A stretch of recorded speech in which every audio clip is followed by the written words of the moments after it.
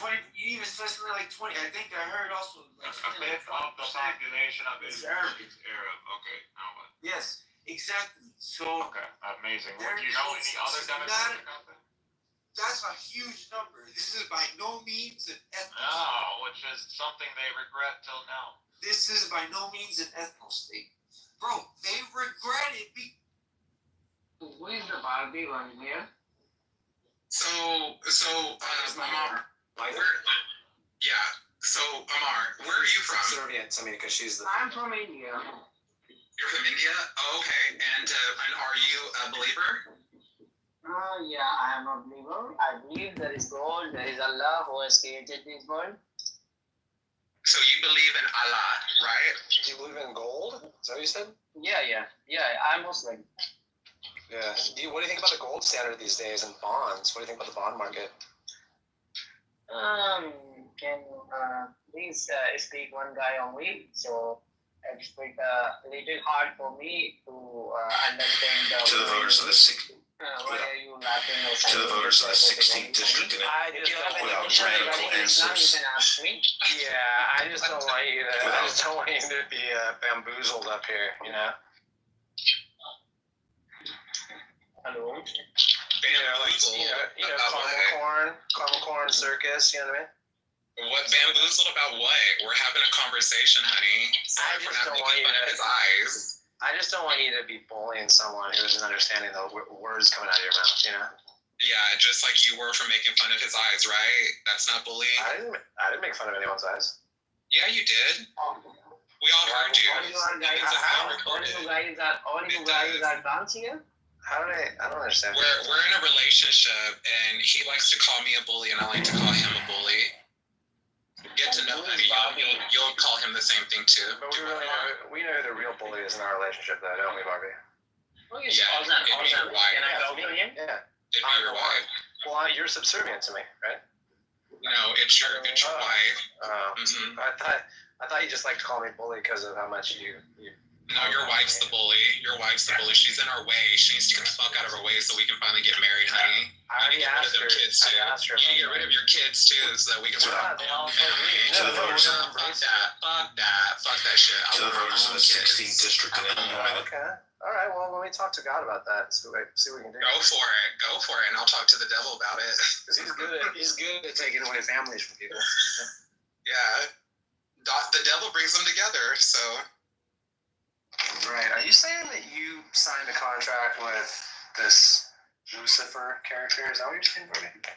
Are you saying you pray to God every night, Honey Badger? Of course. Yeah, who doesn't? I don't. I pray to Lucifer. Oh, well, that's why you need to, kind of step it up a little bit and get on page. Nah, that's your job. This is why Enigma holds these rooms. You know that, right? We hold these rooms so that we can entertain you. We know how you are. We know how you get bored when there's not theists on here for you to bully. So we're here. Go ahead, do your thing. Okay. Well, Shepwrecked is here, and he's a theist. Did you want to talk with him? No, it's your show. You're powerful. You're the bully here, right? You just admitted it. Yeah. Well, for you and me, between us, yeah. No, get him up here. Come do your thing. Do your Honey Badger thing that you do on Clubhouse. Come amaze it. Come what? Amaze it? Yeah, come on amazement. Oh, wow. Okay. Well, let's see. Dude, I'm all out of ideas. You want to help me?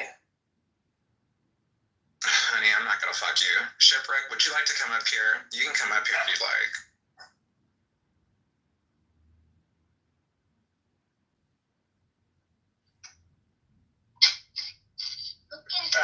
Sorry, heading into AAU basketball. I was just hanging out with y'all and listening to the fun banter. Oh, your kids can't hear us, can they? No, whenever I'm in here, it's in my ear. It's not on the. I was going to apologize to him if you needed me to. No, that's right. You're good.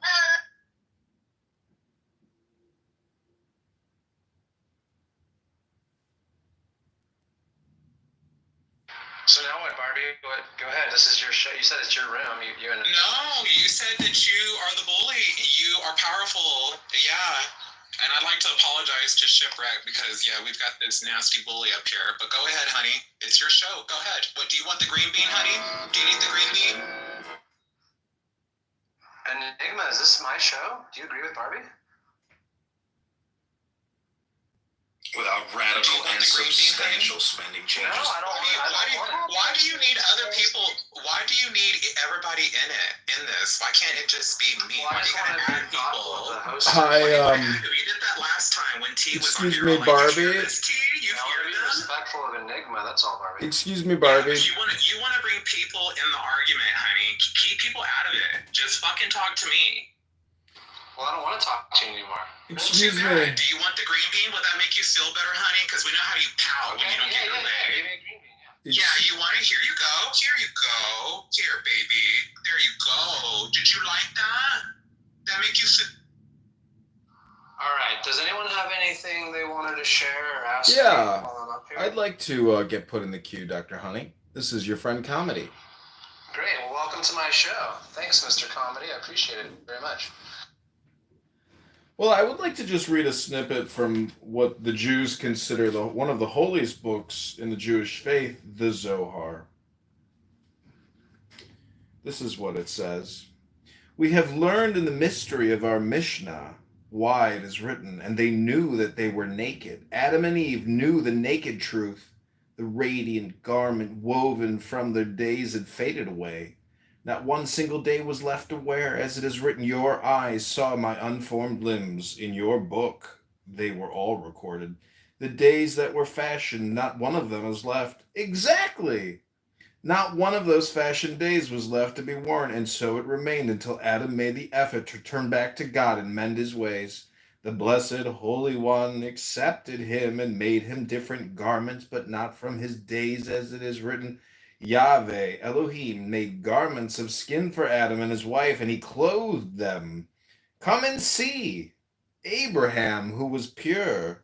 What is written of him? He came into days. When he left this world, he entered into his very own days and put them on to wear. Nothing was missing from the radiant garment. He came into days. But what is written of Job? He said, naked I came from my mother's womb, and naked shall I return there. No garment was left for him to wear. That's just a brief reading from the Zohar. I hope you enjoyed, and I have thoroughly and completely proven to you that God exists. Thank you all very little. Don't call us, we'll call you.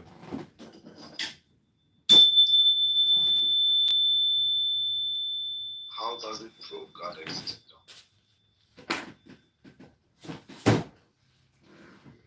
Oh, you didn't hear me just read from this thing called a book? You don't like books, do you? You don't read books, do you?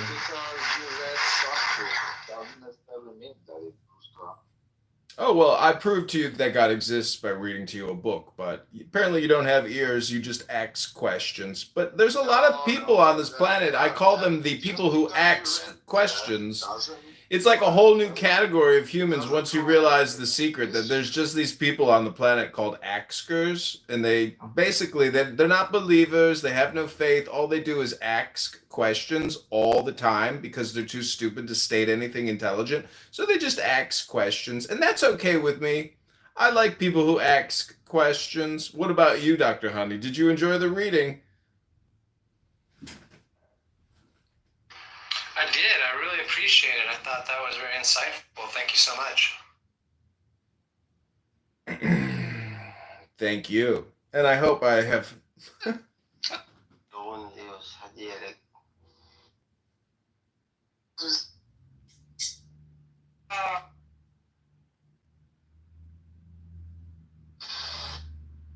Over the Zionist lobby in Palestine at the time.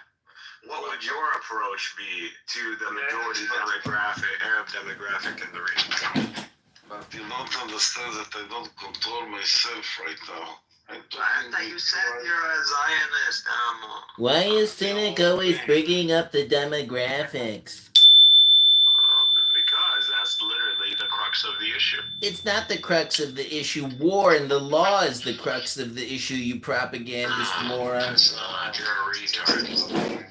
What Which is, by the way, this is Netanyahu. Bibi is the one who classified the demographic threat to be the main threat of Israel, of the existence of the Jewish state. Y'all don't know shit, do you? No, of course he says that, because at the current moment, the neighbor. No, this has nothing to do with war. Wipe Israel off the map. So how can it not be on the top of their list? It's fucking survival. Alright, so yeah, what does cynic mean when he says demographic, so that you're on the same page? Demographic means population and the percentages of the population. Okay. That's dumb. Okay. But you said something about the neighbors of Israel's neighbors. Exactly. Right now, Israel's neighbor and Fatima's having so much fun muting me. Fucking. What I said was just the truth. At the moment, they have fucking neighbors to the north, to the fucking east, and to the south. And so that's why they have the IDF, and they have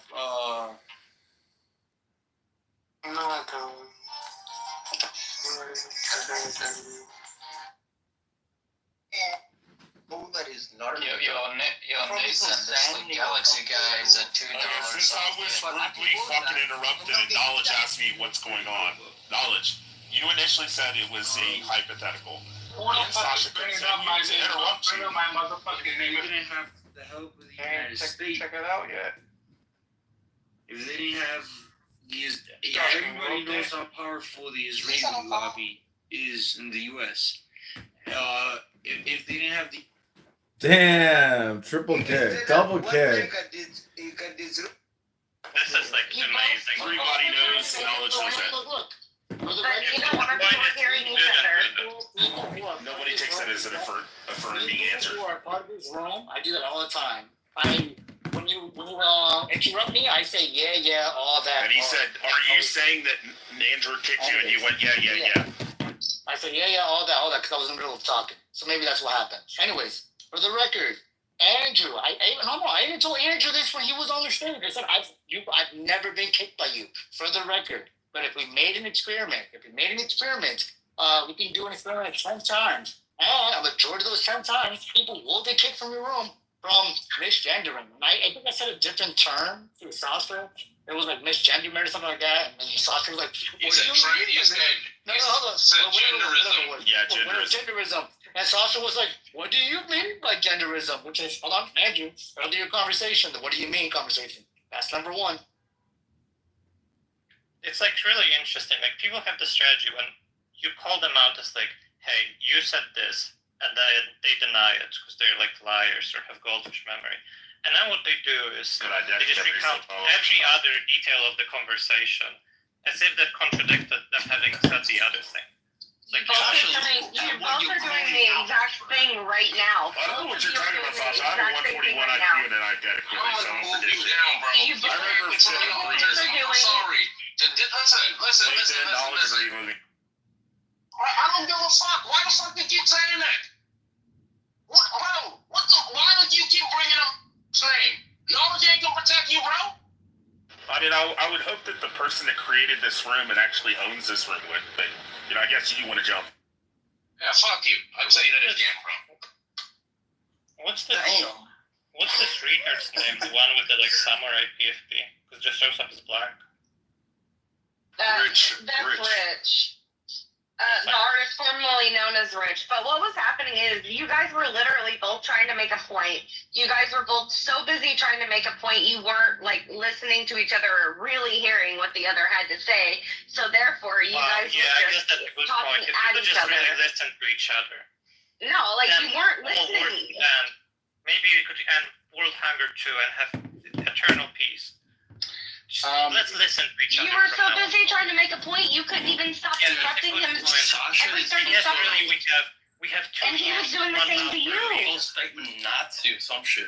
Like, Yeah. you're looking for Yeah, I false got it. statements, upset about? and you're The point. All right, how about this? You guys were both kind of saying the same thing and talking past each other. Andrew, do you take the challenge?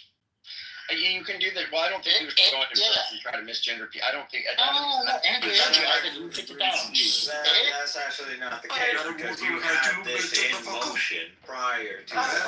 Why did you that the Holocaust and World War II only accelerated? That's why it happened like 3 years. Okay, Exactly 3 years after World War II, it happened. It accelerated it. That's it. That's all it did. What accelerated what exactly? You said that by 1917 they were already drafting plans of giving Israel. I'm just saying this notion of establishing a Jewish homeland, which is translated by the Zionist World War II only wasn't a accelerated. result of the Holocaust, actually. Yeah, the Holocaust only accelerated those plans. Accelerated. Yeah, Zionists started earlier than that, and also Made them come to I fruition. understand. I just wanted to give him like a very quick reference to good research so I could disprove the notion, Juho. I'm just saying here, this notion that the Jewish state or Israel was established as a response to the existential threat that took place by the Zionists called the Holocaust. There's a million reasons. No, CM, no, you don't know a million There's tons of reasons. political. You don't know a million reasons. Okay, CM, no problem. I mean, I don't even want to go into the Holocaust. There is no one And answer. Shut up, hey, let me ask you a question. Okay, so the land prior to the establishment of the Jewish state, Daniel went to get fucked. No. Beyond my understanding. Yeah, Edward's gone. It was nice to chat with you, everybody. I'm gonna go to sleep. You have a good night, Shlomi. Laila tov. Thank you. Shabbat shalom. Sleep well. Shalom. Shabbat shalom. Baby, good night. Good night. Laila tov.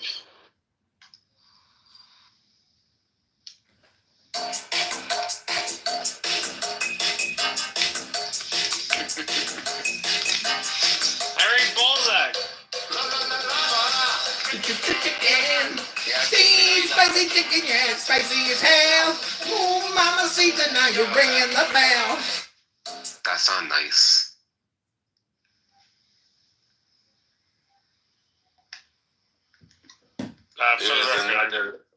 Here's another moral police. Yeah. The one that's supporting all the terrorists. Well, I was using David's catchphrase.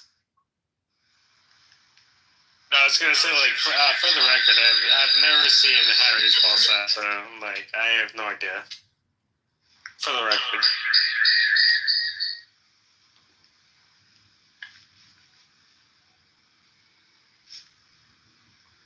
By the way, I do not support the terrorists, and I think David could back me up on that. We have Julian and David backing each other up. This is a great Friday. I would hope you would not support any terrorists. You are the terrorist, Julian.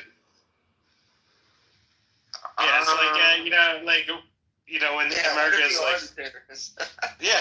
What if you look around? It's like, oh, maybe I'm the terrorist. That would make a good sitcom. Oh yeah, very good.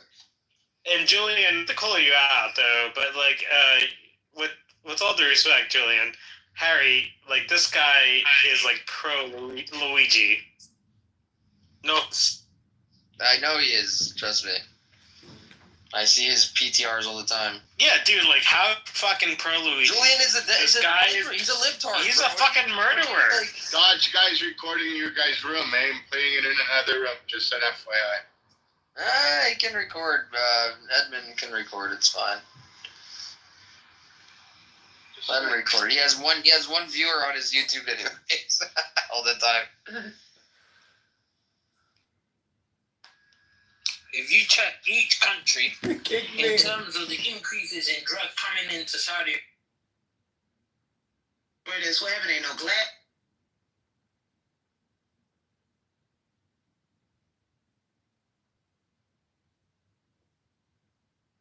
She's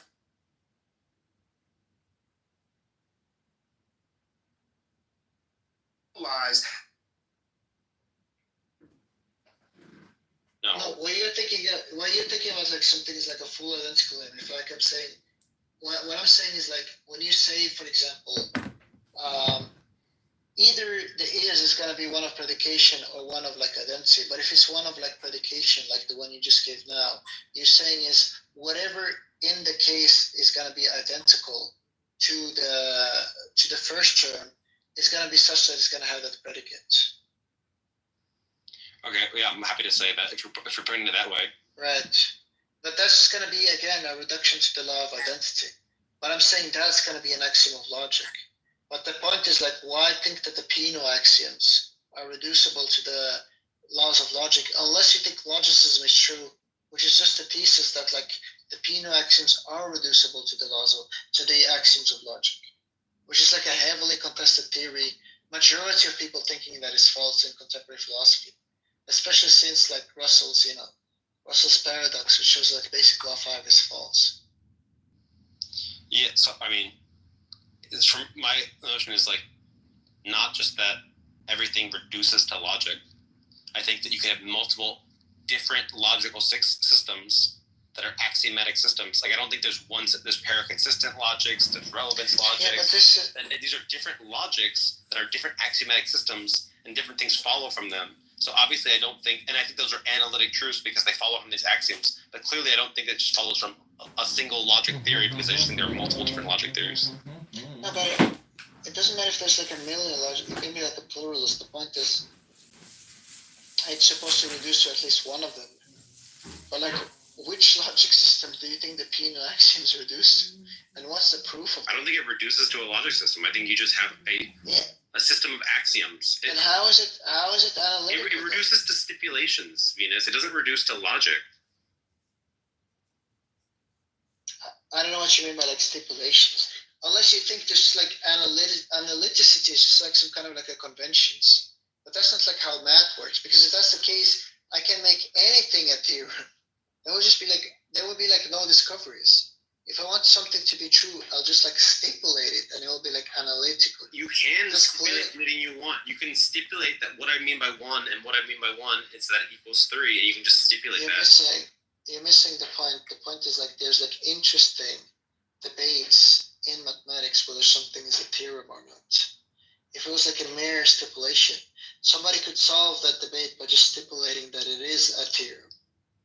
But that's not the case. The point is, we're taking some things to be like axioms of math, not through some kind of like arbitrary stipulations.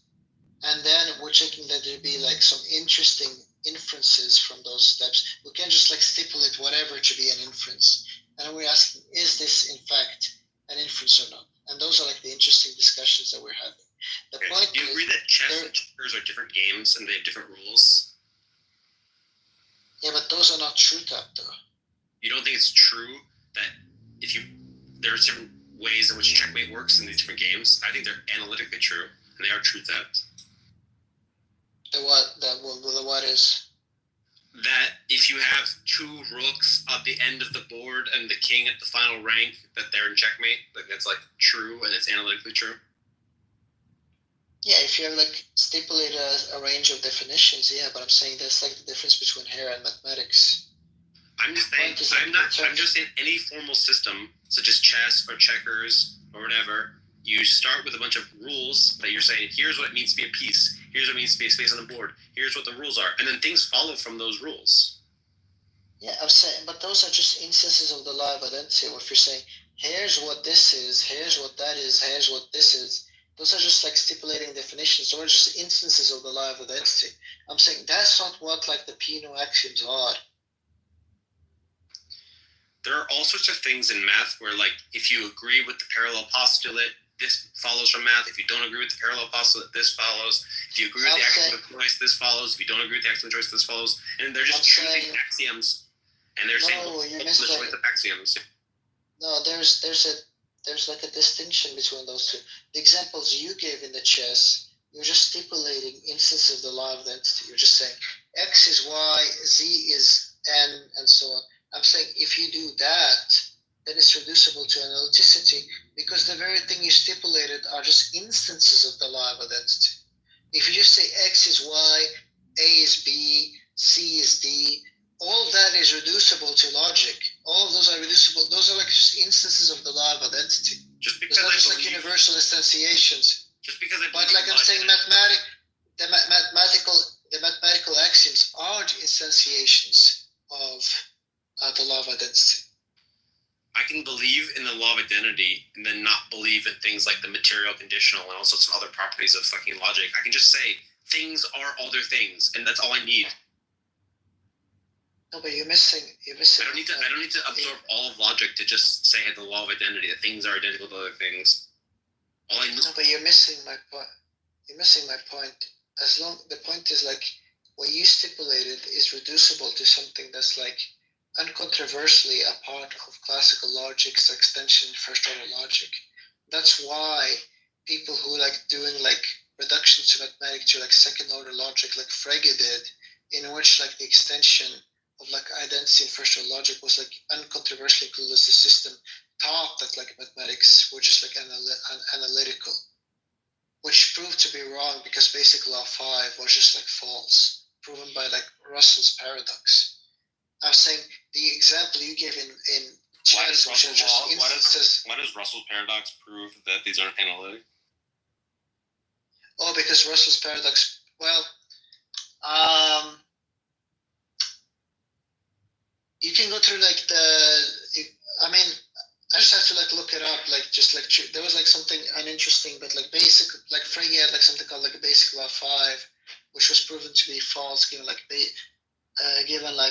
Russell's paradox, which was like the same reason why like Cantor's like naive set theory was like proved to be problematic. I just like forgot like the various steps. It's like something very trivial and very simple. I just like can't capture it now.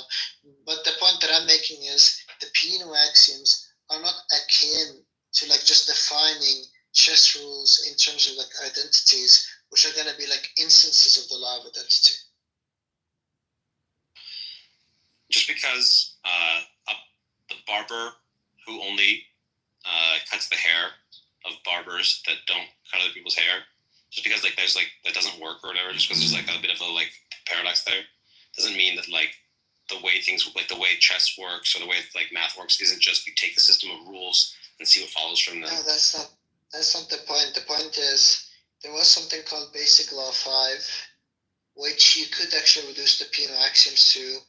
The range of like assumptions that Frege worked, including basic law 5, it's just that like basic law 5 is false because of like Russell's paradox. That's the point that I'm making. This is like something uncontroversial and like very popularly known. I just forgot like the exact like steps to the proof.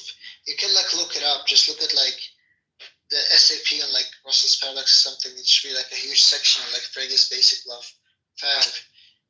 I'm just saying like the stipulating identities is not what mathematics is. Like Peano axioms are not just like stipulations of like identities.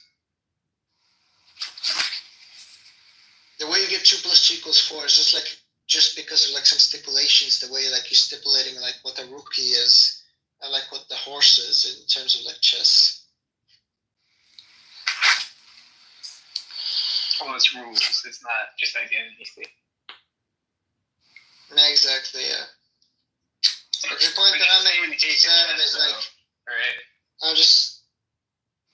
Sam just think it's like uncontroversial that like arithmetic is like analytical. I'm saying like that it's like a. Oh, do you agree that arithmetic is analytic? I do, but I mean, yeah, Venus is right that there's like. So like whether or not if I see in the world like whether I have 1 quarter and 1 quarter, and that makes 2 quarters, whatever. That's like a synthetic claim about. Oh my god, that's like fucking stupid. But if I'm talking about just math itself, like was 1 + 1 2, it seems like obviously analytic. No, it's not, because look, the arithmetic is not the most fundamental thing. You almost see like people just like define number 1 and they just get like all of arithmetic. It's not like how math works. Like all all of arithmetic is supposed to be like derived from the Peano axioms. And Peano axioms can be reduced to like logic. And then the question is like, how do we think about that conclusion there? Given that like people used to think it's like obvious that it was like reducible. And then Frege said, look, here is the reduction. And he gave like basic law 5. And that failed. And then like Russell tried to fix that with like type theory, and that failed. And then people just realized, oh, we can't do that unless we just like arbitrarily define something, but that's not going to be analytic as like the ZFC like set theory is trying to do. And then people are saying, oh, what about like Hume's principle? Oh, well, I think that's analytic the same way like law of identity is. And there's like a huge debate of how to think about this thing. And then you just like come who don't even know shit about this debate, we just think, oh, I just think it's like obvious. It's just like a problem with like that kind of like arrogance. You don't even know like the beginning of this like entire discussion. And I think it's just like a hand wavy way to say it's like, oh, analytic. That's the issue that I'm taking with this. And like Sully probably has like a theory of this, but at least like Sully has like understood the debate, read through the debate, and then like taken a position. You know like fuck all about this entire debate, and you think it's like something as easy as just to like say, oh, it's like a chess game.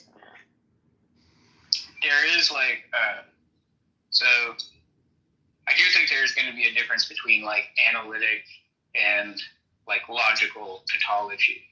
You know, like I think there are some analytic truths that are not like merely the same as a logical tautology. So, you know, I mean, even something like a bachelor's and unmarried man, something like that, right? That's like analytically true or something. Like, if you want to say it's an instance of the law of identity, I don't think that's all it is. I mean, there's also like there's analytically. There are things that are true. Once you know what the terms are and what the rules of the game are, you don't need to learn anything else. There's other things where you have to check the world. So I don't know how many atoms are in my bedroom. I have to check. Whereas I can just know by knowing what 1 and 1 is and what plus is, that means 2. I don't need to check the world to find anything out. I can just know it's true by what the terms mean. And the usual definition between truth about what terms mean versus truths about the world, these are like usual distinctions between analytic and synthetic truths. And I think I think math is analytic because once you know what the terms mean, you can just see what follows from it. You don't need to check the world. Mathematicians don't need to like look at physics to find out what mathematical truths are true. They can just see what their axioms are and then see what follows from them. See what the rules that they're allowed to use for derivations are, and then see what follows. They don't need to check the world. That's why they're analytic and not synthetic. It's like somebody would like read the first paragraph on the Wikipedia of like analyticity. There's a sort of like there is some nuance to this, right? Like, okay, it's this whole question of like, well, are the axioms that we're starting with are those true or not? You know, no. There's like I'm just saying that's like a question. Like the thing that Venus mentioned about like Frege having an axiom that was then shown to be problematic. Like just because you're treating something as an axiom to do derivations doesn't mean that it is true. You know, I don't think you can do all kinds of stuff. But then what you can do is you can say like say something like Euclidean geometry, right? As an example, you know, it has like the parallel lines postulate, you know. Yeah. And then other geometries don't have that. Yeah. Right. Exactly. But basically, if the like basic postulates of Euclidean geometry are taken to inform like the semantics. So basically, like when I say, you know, in Euclidean geometry, that could be like explicit or implicit. You know, parallel lines never intersect, right? That is analytically true. Like if the semantics for parallel lines is taken from those Euclidean postulates, basically, right? Whether it's actually the case that Euclidean geometry properly like models the world, or like whether it even makes sense to ask if it's quote unquote true. Like basically, like a mathematical system like that is not like any more or less true just based on the fact that it doesn't like model physical space or something like that. So like that's enough. Of course. When you're asking whether if you're saying the world can be modeled with math, that's a synthetic claim. If you're just saying here's what the math is and here's the relationship between the parts of the math, theory. That's analytic. And so yes, No, whether the parallel postulate, you can have geometry that's Euclidean, you can have geometry that's not Euclidean. Those are all just things that are derivations from the axioms and your rules of inference. Now, if the world is the world like that, that's a synthetic claim. You have to find out. You have to check. No, you're missing the point. Look, I can't just like stipulate, for example, all Jews are ginger, and then I just say, well, Sam is a Jew, therefore Sam is like a ginger. The point is like that axiom can be wrong, and if that axiom is not like reducible to like the axioms of logic, the way that like Peano axioms were shown that they can't be reduced to like the axioms of logic, the Peano axioms might just be like wrong because of like some factor of the world. They're not like guaranteed to be true, even like we take them to be like axioms. No, man. And so like missing. It's retarded. Wait, how is that retarded? If you're I think that the crowd reappears for logic too, because you can question which logic. If you're stipulating there's these things that have the property of Jew and redhead, and you're saying those things co-occur, yeah, you can just stipulate there's this object that has the property of redhead and Jew. Now, if you want to find out in the world, are there any things that have the property of being redhead Jew? Yeah, that's a synthetic claim. But all you had when you just are stipulating here's in my mind, hypothetical properties, redheadness and Jewness. That's not true or false. That's just a stipulation. No, you're missing the point. The point is like the Peano axioms is like the stipulation of like all Jews are like ginger. Like, why think those stipulations are true? We have like a conceptions of the things in the Peano axioms. It's not like we're just like inventing terms and we're saying what I mean with this is like what I mean with this. Are you like familiar with the Peano axioms are, Sam? Not really. Yeah, that explains like a good bunch of it. The point is, though, Venus, there is going to be like a sort of similar issue when you start talking about like different systems of formal logic, you know, and like, okay, you have all these sort of, well, let's just speak like roughly here, right? Like you have these like axioms of classical logic, let's say, you know, that's, you can get into how that's like not really a precise way of putting it, but anyway, like let's say, you know, you have certain inference rules that are validated under classical logic. No, I and then they're not validated under another logic. And so, like, the idea is like... No, I agree. I agree with that. No, I agree with that, but that's not the issue. That I'm saying, like, I'm saying, like, there is, like, Sam is missing a point. Even if we had, like, a fixed logic in the background, there's, like, nothing controversial. Because I'm saying, if the Peano axioms are not reducible to the axioms of, like, second-order logic or, like, higher-order logics, then they're not going to be, like, analytical. It doesn't matter if you say like we're just. Yeah, I don't think that's that would right. just be like, I think I did. Yeah, but that would just be like stipulating that like all Jews are like gingers and just saying, oh, I can just arrive like, given that Sam is a Jew, is gonna be like a ginger, like that gonna be analytic. That would be like confused. You can't stipulate synthetic claims, obviously. Well, the point is we don't know whether or not if you can't reduce the Peano axioms to axioms of logic, you then claim them to be like analytical. Well, that's the point. That's the thing I disagree with. The point is like you're being crazy right now, man. I'm just saying certain systems have rules. They have sort of identities and rules, and that they're not all going to be a specific logical system. You have paraconsistent logic. Okay, hold on. Sam, you're missing. Let me try to different things. Let me try to wait. You guys down. You guys are crazy. You guys Sam, you're not. You guys keep talking over me. Sam, you're not. Fuck, this is crazy.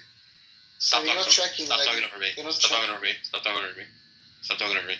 I'm saying there are different rules and different systems with different identities, and they don't all go track back to Peano axioms or any sort of particular logical system. The rules of chess and the rules of Monopoly are not going to be the same rules, but there's different things that follow from them. Once you have the game of Monopoly, it follows, like there's lots of things that follow from the rules of Monopoly. And I'm not trying to reduce everything back. All I'm trying to reduce things to is that rules exist and identities exist. That's it. I'm not trying to fucking map it back to some specific logic or some specific fucking Peano axiom. Well, can I say something about why I disagree about analyticity here? I don't think the condition for a proposition being analytically true is that it has the form of a logical tautology, right? I think that basically what I think the condition is for something being analytically true is that this is again putting it roughly, that its truth value, right, can be determined just in virtue of its meaning, right? Yes. That's what I mean by analytic, right? And then if something's truth value is underdetermined by its meaning, then it's synthetic. Agreed. Now, there are going to be certain things, like I said before, like, okay, just take like a bachelor and unmarried man, right? If that's analytic, I mean, I can't just start from A equals A and somehow derive that sentence, right? Like, the reason it's analytic is because it's true in virtue of its meaning. It's true in virtue just of, like, you can determine that it's true just in virtue of knowing what it.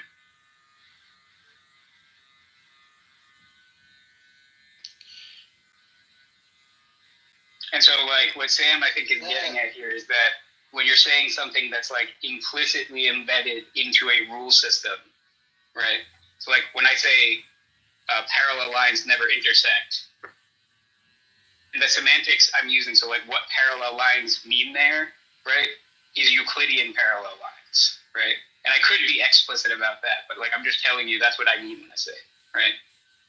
Okay, well, if that's what it means, and if that's the proposition being expressed, is that, you know, in Euclidean geometry, parallel lines don't intersect, that's analytically true.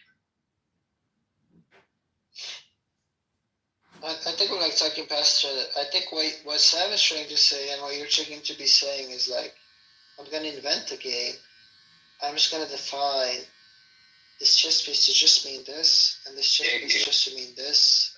And then you're just going to like, trivially, by like, you know, the inference rules of like, I don't know, like first order logic or something, derive like a set of like truths which are going to be like analytical. What I'm saying is that's not what's happening in mathematics. We're not just like making up arbitrary rules and getting to like 2 + 2 = 4. Like the mathematical sentences in arithmetic, as well as like in calculus and other like fields of like traditional mathematics. I'm not talking about like exotic mathematics or geometry. Just like what's known as like traditional mathematics reduces to what is known as like Peano axioms. But these Peano axioms are not stipulative definitions the way that like Sam is taking these like arbitrary games that he's inventing to be. Like for example, that like 0 is not the successor of any natural number. It's not like some kind of like just think something we like stipulate and like make up. That's like a claim. And if you like accept that claim alongside with the rest of the Peano axioms, you can reduce all of traditional mathematics to this. Now, is this supposed to be analytical? Is like what is taken to be like controversial. Now, yeah, I know it is the case that like, yeah, right. Now it is the case that we know what like 0 is, we know what like a successor is, we know what like a natural number is, but there's nothing in that definition that just like from that like the definition that it follows. Now, one way that like in the history of like philosophy of mathematics, we like established that it is analytical was some kind of like reduction to the axioms of like logic. That's like what Frege did, that's like what Russell did. Those projects like failed. There is another project that seemed to be successful that like Boulos did, which is like taking what is known as like Hume's principle, we can actually reduce the Peano axioms to Hume's principle. The problem is Hume's principle analytic? And there's like no reason other than like by merely stipulating it to be that it's going to be analytic. But if you like grant that, then you can like make anything by fiat to be analytic. Yeah, I get that. Clearly, we want to have like a stronger notion of analyticity by that. That's the point that I'm making that Sam is not tracking. Yeah, I get that point. And then, like, I think what Sam is trying to say is something like this: like, when you conditionalize. I think Sam is saying like we gotta like in this game. Just wait a second. When you conditionalize, oh my god, did you just like okay? When you conditionalize on the Peano axioms, which are taken as givens, right? Then these conditional sentences that you write, you know, when you derive something from the Peano axioms, which set up all the rules for how you do these derivations and so on, and then you give a conditional like, if the Peano axioms are true, then such and such is true, right? Like that is going to have like a kind of like logical derivation like you're looking for as well, but I don't know. I basically just think that you don't need to actually reduce something like something doesn't have to have the form of a logical tautology to be an analytic truth. No, it just has to be true virtual what it means. That's all you need. You don't need. It doesn't have to have a logical structure. Right, but you get what he's saying is that when you say like basically like when you give the piano axioms that you're not just like defining like the way he's saying is that you're not just defining zero, right? Like you're making a claim about zero, you know. I don't think. Or like when you give the successor function, it's like you're not just like saying something that's analytically true of numbers. You're like presenting a claim about numbers. I mean, what you can have different numbers, theories of numbers that work differently. Like we know that you can just have the axiom of choice or not the axiom of choice, the parallel oppositor or not. You can have it just here's a system of math. Nothing adds anything. So 1 + 1 is 1 because nothing ever adds. There's no like. You can just have different theories of math. You can just have different systems, and they're not. Any of them are not wrong. They're just different rules that you can use. And it's fucking weird. It's bizarre to say, "Oh, I'm telling you something about the number zero." Zero only exists as a sort of like thing that exists within a sort of theoretical system. Like, there's not just like a zero that just like different number systems would probably treat zero differently. Yeah, but it's basically like, imagine like, you know, if you wanted to treat it like something synthetic, just imagine that like people had a sense of zero, you know, prior to somebody trying to formalize the piano axioms. Anyway, I don't know. Venus wanted to come back up, but I guess. I mean, he just can't control himself. He just fucking, whenever anyone tries to talk, he just talks over them. He just got no self-control.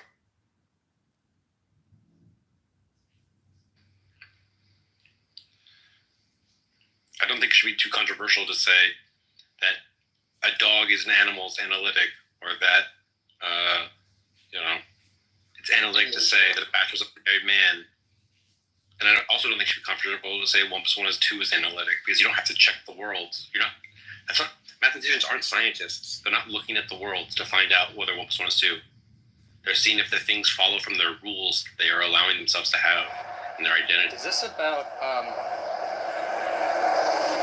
whether math is analytic or a priori synthetic? Yeah, pretty much.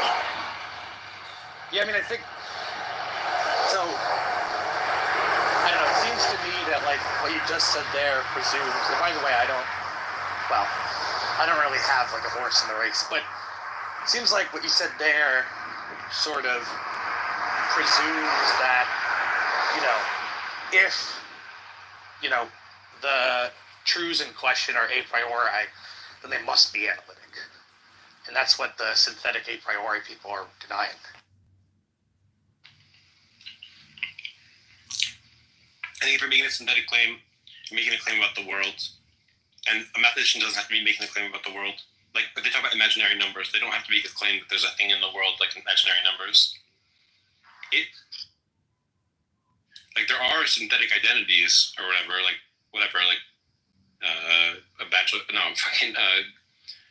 water is H2O or whatever. But that is not the sort of thing, that's the sort of thing you have to check. But the stuff in math is not stuff you have to check before you.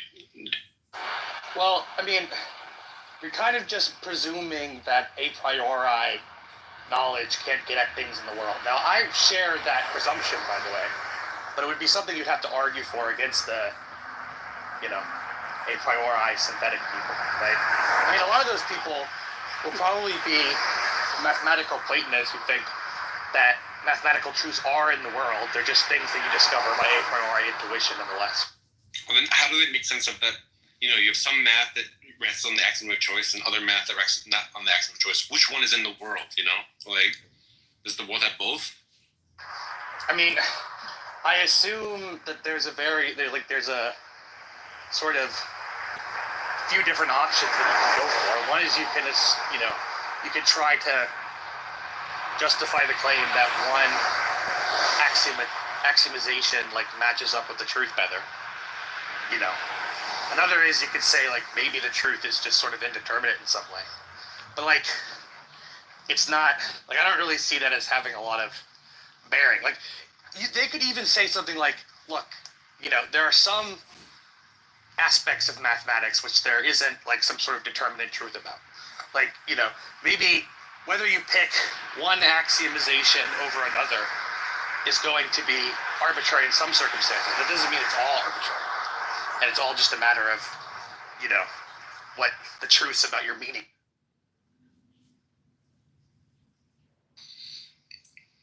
By the way, I have a pretty radical view that, given that I think concepts are just hypothetical bundles of properties, that you could do like a priori camel biology as long as you just stipulated enough like truths about camels. Like, if you like give me like 1 million camel facts that were all part of my camel concept, I could just like do derivations on like, oh well, if they have this property, like you just like could like find out truths about camels if you just like had a deep enough camel concept. Like the thing with math, the reason why you can't do that is like math is hyper precise.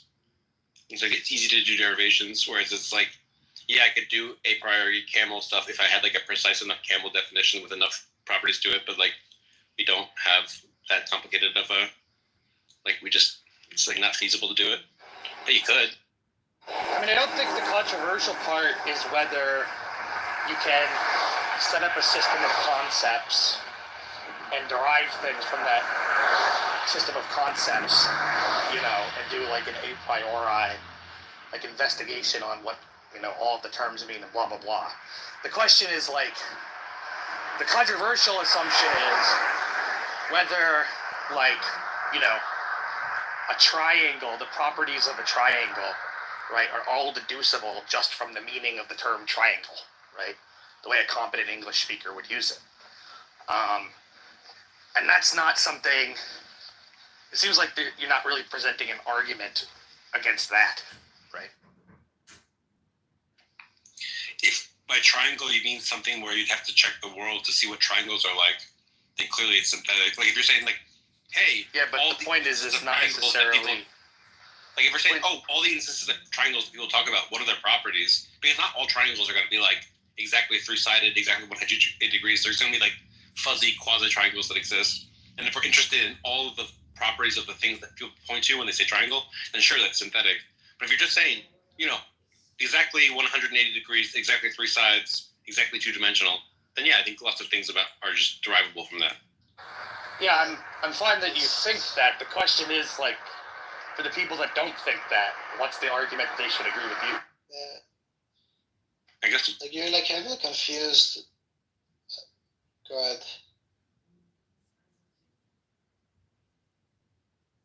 I mean, the argument I would basically give is like, why would you have to check the world to find out these mathematical truths about triangle geometry? Yeah. Like, why would you have to do? What do you mean by check the world? Like measure. That was the thing. Like measure stuff, weigh stuff. You know what I mean? Like, well, okay, but sorry about that. There was someone passing by the movement. But anyway, so the question though is whether in check the world you're building in assumptions about it being a posteriori. Okay. I kind of want to avoid the a priori, a posteriori stuff, just because that's like a whole can of worms. Yeah, but you can't because you just said now measure. You're like assuming that like it's gonna be like an empirical endeavor. The point is like the majority of philosophers today, like you're holding like an extreme minority position. Majority are like granting there's like a priori synthetic propositions. So you can't check the world without like measuring or something. You can check the world with just like pure a priori reflection. I mean, so there's like fucked up by just saying like measure in the world. Go ahead, Piper. I mean, the thing I was explaining to him before was just like, if you think mathematical truths are truths about the world and not just truths about conceptual structures, then you are checking the world, but it's a priori checking the world. I mean, the point that I made to him, which he had like a hard time understanding at all, was that like, if logicism is why do you have to say today is a hard time understanding it all? Like, why do you have to do that? Like, literally, what's wrong with your brain that you have to do that? Like, why are you like this? You can just say your views. Like, what is wrong with you, dude?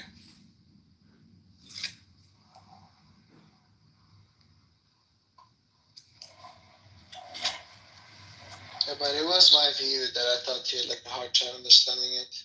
That's how I got to this conclusion. If you insult me, I'll just move you down. So just don't do that. But I didn't. But I'm not insulting you though. Okay, I will be the arbiter whether you're insulting me. Yeah, but you're just gonna like stack the deck against me, like, how's that interesting? I get to decide what's interesting. Yeah, but then it's just like mod abusing. Whatever, dude. I don't think it's hard. You'll notice that Sully and MJ and even Piper and I don't even like each other. But I don't move Piper down constantly. That doesn't happen. Why? Because Piper isn't a person that just randomly insults people for no reason. Sometimes we get mad at each other, but it's not. We can have a conversation where we just talk about things without insulting each other. We can do that. I'm not insulting you. I'm just not like walking on like eggshells the way Piper is. Alright, please walk on eggshells because I'm a little baby snowflake that I can only handle being having you walk on eggshells. Yeah, if you're like a baby, why even have that conversation with Then don't have a conversation with me. I'm happy to talk about this with Sully and Piper. That's fine. Well, like, don't complain that I think you're like 85 IQ then. Like, cunt, you're literally a cunt. You're like the definition of a cunt. You're like a bully. You're just a bully. You just like insulting people. You like hurting people's feelings. It's crazy.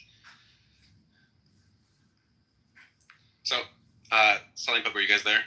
Yeah. So, like, I think the way the synthetic a priori stuff works is that some of our concepts are, there's no term in philosophy to this, so I'm just going to make one up. There's, like, complete concepts and incomplete concepts. And what a complete concept is like, once I say the tallest baby in America, like, you have everything you need to know about what I'm talking about, you know? Or, like, the tallest mountain in the Himalayas. You know exactly everything you need to know what I'm talking about. Whereas if I say, like, that thing in my room, that's like an incomplete concept in the sense that, like, sure, I'm pointing to something, but I'm like leaving open stuff in my concept space to be filled in by checking. So like once I go, that thing in the world, I'm pointing to a general object that's near me, it has a vague shape, but then once I like find out that, oh, it's got 4 legs, it's got a back, and people sit on it, I can then fill in my concept. And so those, like, when I fill in those concepts, those are the sort of synthetic a priori stuff where I was talking about that thing the whole time, but I was like, it was an incomplete concept that I was like allowing myself to fill in later. Whereas not all concepts work that way. Sometimes you just have everything you need to know to point at the thing. And I don't know if philosophers talk about this, but this just seems intuitive. Yeah, I mean, there's a degree to which I think a lot of that just is captured by the synthetic a priori distinction. And then there's like a further question of like, okay, are all are all a priori truths analytic? And that's the thing that we're, I guess, debating about. Yeah, I guess there's like, for me, what I would call the incomplete concepts, there's the a priori component of it, which is the like, hey, what I meant by the thing in my living room, I had some general loose notions of what I'm talking about. Like, I generally meant that, I meant an object, which is near me, which has a certain color and shape, but I didn't know much else about it. And I was allowing myself to fill out my concept more. But I already had analytic in that it had to be an object and it had to be near me. Those are analytically built into it. So like maybe with like the water case, like water has to analytically be like the clear drinkable stuff, you know? That's because that's what we're trying to point to. But then what it's made out of, we were like leaving that open. You know, we weren't like.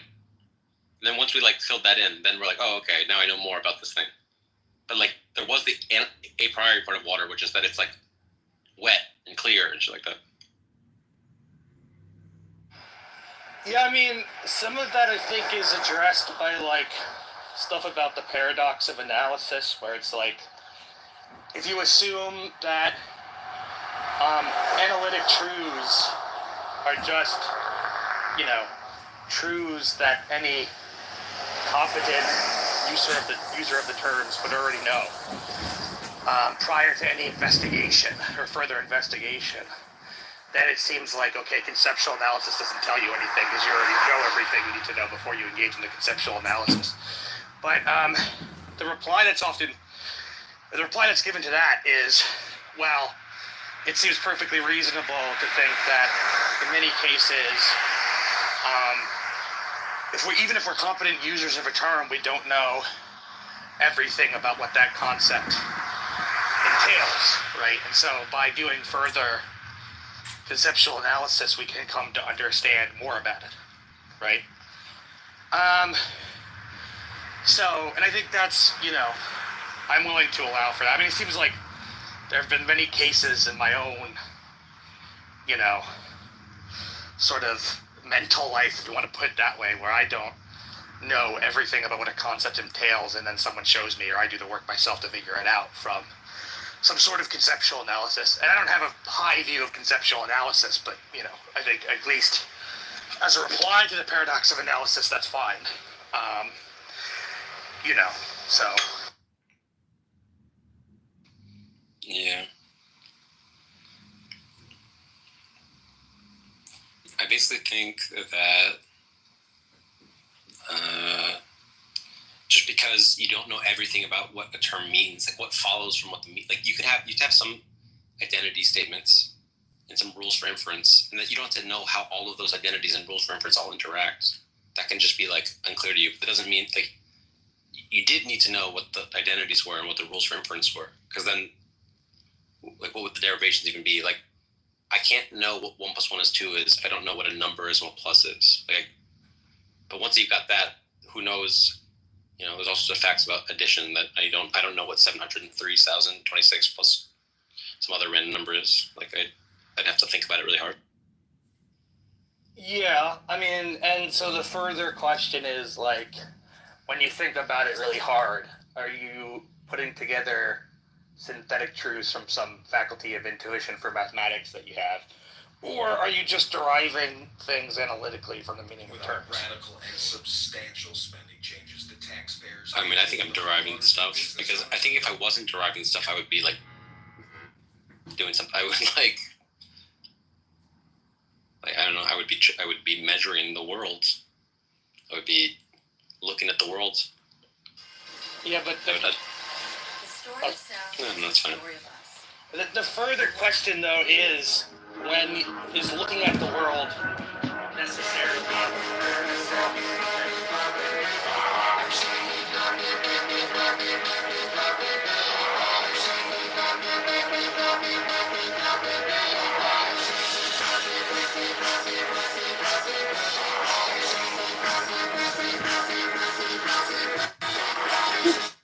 You're at the moment. Good. She said, shit. Hello? Hello?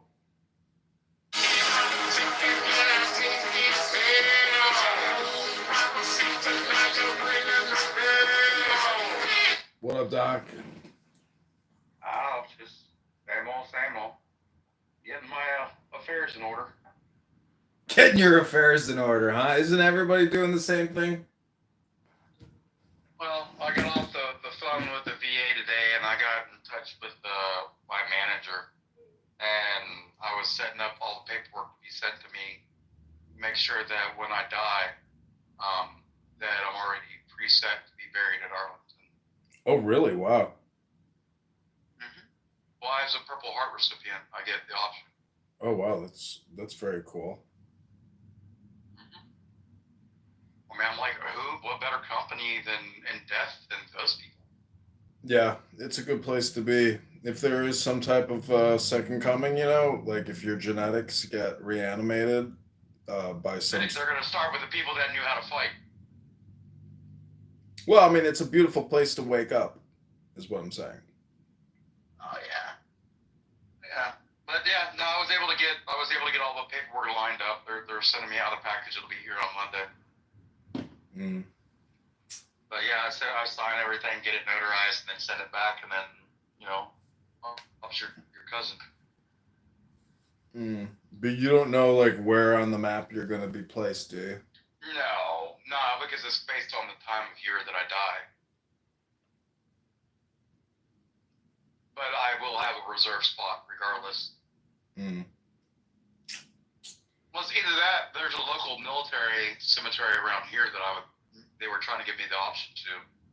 But I'm like, well, don't I get the option to be buried there because I'm a Purple Heart? And they're like, yeah, actually you do. And I'm like, okay, well, that's what I prefer. Yeah. And then they set up all the paperwork. That's cool. Oh, yeah. I'm excited that it's all taken care of, and that, like, if there's anybody that really cares about me when I die, that they don't have to worry about, like, trying to figure out how to put me in the ground, and it costs them money. Yeah. Because it's not cheap to bury anybody these days. Like, if you can do it for 10 grand, that's with a cremation. It's not cheap to get dinner tonight. It's not cheap to get this and get that. It's just the I bills know, I never already bought you fucking dinner end. a couple months ago. I know. Never fucking ends. This doesn't work anymore. This is broken. This is leaking. This broke. I need a replacement. Sounds like me at McDonald's every time I try to get a milkshake. I'm sorry, but I'm running out of money to continue buying things that keep breaking. I can't afford to keep repairing things. Fuck! Well, right now, you want to buy some shit? I mean, we can do a deal. I got like 500 on it. You put 500 on it. We can order a bunch of shit in from China right now, even with the tariffs, and make a killing right now. You know that they're selling off pallets by weight at like 54 cents a pound. Like, so you get a pallet of like microwaves. Like, you're literally, the whole pallet weighs 1,200 pounds. Well, 1,200 divided by 4 is $300. So that pallet of microwaves just cost you $300. And you just got 35 microwaves. Like, the money potential because China's fucking really hurting because of these tariffs.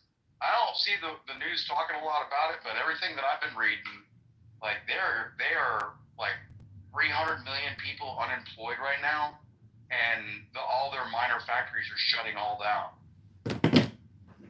Like, they're gonna hit a big fucking wall here in the next, financially and fiscally, like, very shortly. They're already at the wall. Mm-hmm. But the opportunities are there because they're not even selling you that microwave for, say, $15. They're selling it to you in weight, and you're probably paying like $2. So if you're paying $4 with the tax, you're still getting a microwave for $4. You get what I'm saying? Mm-hmm. So there are financial like endeavors to exploit right now. Jeez, could you imagine putting, like 1 million fucking microwaves on a boat at $4 a piece and bringing it all the way across the fucking ocean? It's like the fuel costs alone. It's like I don't even know how they make money on a lot of that shit. Well, I mean, in 1988, the average worker in China would make approximately $3 to $5 a week if they're lucky. Mm-hmm. And now they're up to like $11 an hour, even in China. And when we didn't have the tariff thing going on, the factories were able to figure out how to make the margins work. But now that like the tariffs are in there, they can't afford the workers. The factories are fucking shutting down. Like, it's a big clusterfuck of economical grandeur. I think it's a big fucking deal. Yeah. Did you see that video of Trump in with his cabinet for the 100-day review? Mm-hmm. Did you watch that? I didn't watch it, but no. What did you learn? You gotta watch it, man. And even the 100-day speech that he gave with all the CEOs of all the like major corporations that he has coming into America. Mm-hmm. Like, you have people like Toyota, like, yes, we are gonna spend $150 billion in Arizona to build up this, and 4,000 jobs, to be able to build it, and another 20,000 jobs that'll come online after it's built. I'm like, dude, he's bringing. He went down the line, and the room had like 40 of the top biggest CEOs in the world in the room in the White House, and like they're literally running down and like, yeah, we're gonna be building this $2.5 million infrastructure over here, and this like $15 billion there, and like, but by the time he got through the room, I'm like, that motherfucker just say that he just got $1 trillion worth of investments in the first 100 days to come into America over the next year? Like, bro. And then you watch the cabinet thing, and then everybody's like, we found this money, we found this, we're deporting these people, and he goes around the table all the way around. I'm like, and fucking news all the way around the fucking table. I'm like, yo, Democrats are never gonna get this shit back if they don't like step their game up. Yeah. Hi, David. Good Shabbos. What's up, Bobadilla? With all due respect, kick 'em. Nah, but like, I'm excited for what the next little bit of time frame is gonna be. You know, he's a good commander-in-chief. I'm glad that he's the commander-in-chief of the military. My nephew, John, he rolls out on Monday to boot camp for the Navy to be a Navy Corps. Yeah. So I couldn't imagine him having done that underneath Biden's, tutelage. I think Navy and Air Force is always the way to go. Army, it's too earthy. It's too much real shit. Beat your face. Yeah. Yeah. I like sitting in a $1.5 billion plane. That's where I should have ended up instead. Fuck that. Give me a $50 billion fucking aircraft carrier. Yeah, that's why I say, Navy, Air Force is the way. Yeah, I tried to go in the Navy. The only reason I didn't become a Navy corpsman and I became an Army medic was because the Navy would not guarantee me in my contract that I would get a shot at combat medic or corpsman school. So because they wouldn't guarantee in my contract, I wasn't going to go into basic training. When I get out of the fucking basic, they're like, yeah, you're going to be a cook. I'm like, no, I'm not. Yeah, that would be crazy. Well, especially since I just, I had already been the phlebotomist and ran the blood lab, and I was already an EMT, and I'd already been to RN school. And the idea that they could turn around and make me a fucking cook after all the education I'd given myself, like, I wasn't willing to take that risk. And that's why I walked straight across the hallway and went into the Army recruiter. I'm like, will you guarantee me Army combat medic? They were like, yeah. I'm like, cool. Sign me up. They're like, yeah, come on. Water's fine. But how's things up there in Chirac? You can't complain. The taxes are paid. The mortgage is paid. And I'm still going bankrupt. I've still got enough money for dinner, so I can't complain. Yeah, well, ramen and tuna fish doesn't count as dinner. No, I'm going to have a nice dinner. A good Shabbos. My friend is coming over here to help me move a bed, and then we're going to get dinner. What's up? Yeah. I had red snapper for dinner last night, and I still have half my dinner from last night, so I'll probably eat that up later. Red snapper. Have you ever caught fish, gutted them, and then cooked them and ate them? Does a pig fart after a bowl of beans? That's a yes. Yes. I watch a lot of videos. I'll go, like, if you and me and a couple friends, we could get in my boat in the Keys when I lived at Bonefish Colony Towers in Marathon Key. And if it's like, if we leave at, before 6 o'clock, we'll be at the boat at 5:30, ready to roll at 6. Leave at 6, ride out like 4.5 miles to the Gulf Stream. We fish. We'll be back at the dock before lunch with 36 like mahi dolphin, and we'll have all 36 of them filleted up, cut into like 1 pound steaks, and then vacuum sealed, and then thrown into a flash freezer. And and that's before lunch.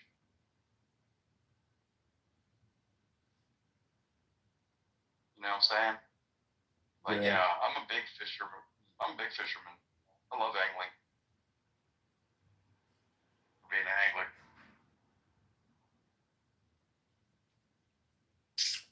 You're not big into fishing, are you? No, I mean, I watch YouTube videos of people like gutting fish and cooking fish. I'm just like, it seems pretty easy, I mean, once you do it enough times, it's It's just It depends on the fish and it depends on the severity of the bones. Because like mahi when I cut down the spine of it, I can use the spine of the fish as a guide, and all the little bones that come down in the ribs as a guide to slice the meat off, because they're thick enough, and I can use it as like a skim coat guide. But on like certain fish, like especially like catfish or bass or brim, like they're really really soft, little bony fish, and that's clean. But a lot of bigger fish are a lot easier to clean. And then like a shark's super easy. Because sharks, all you got to do is like the second you catch them out there in the ocean, you slit them from right underneath their chin all the way down to the bottom of their tail on their belly, and then you just dump out, pull out all their guts and everything, and throw it overboard. Because sharks don't have bladders, and if you don't get their internals out of them, they're gonna leak their toxins into their skin and ruin the meat. So if you see somebody like cutting up a shark at the dock, don't get any of that meat, because it's probably been several hours since that thing was killed, and it's already ruined its own meat with its own peeing through because the sharks pee through their skin. If you didn't know, they don't have a bladder, so it's stuff like that, man. You are a wealth of information. You're like a computer. You are like an artificial intelligent algorithm that. No, I'm definitely artificial. Thank you for calling me intelligent, though. Oh yeah, I'd want you on my boat. Oh, if it's anything to do with the water, yeah, you definitely want me on your boat. I'm gonna go to the kitchen. I'll be right back. Yeah. Well, think about how to, tie a clutch over. Or a over clutch. I'll be right back. Depends on how you say it.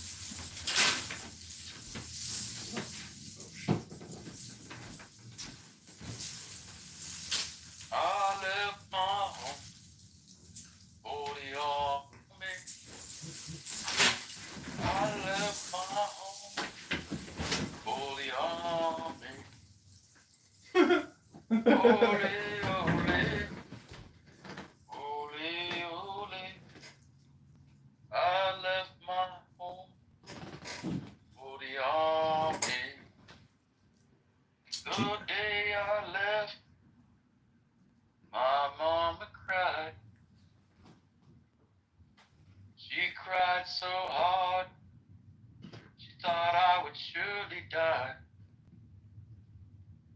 Ole, ole, ole, ole.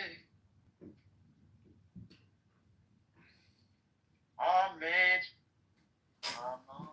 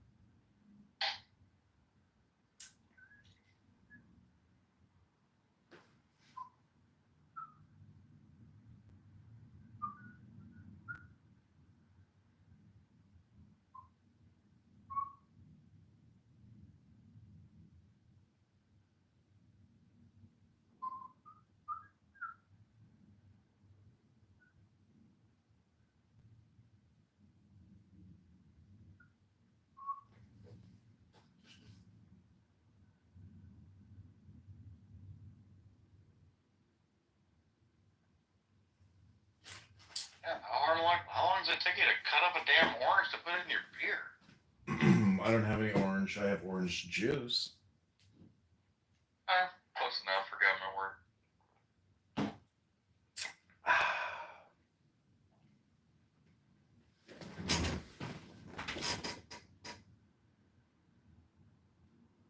Can't believe you laughed at me singing an army cadence.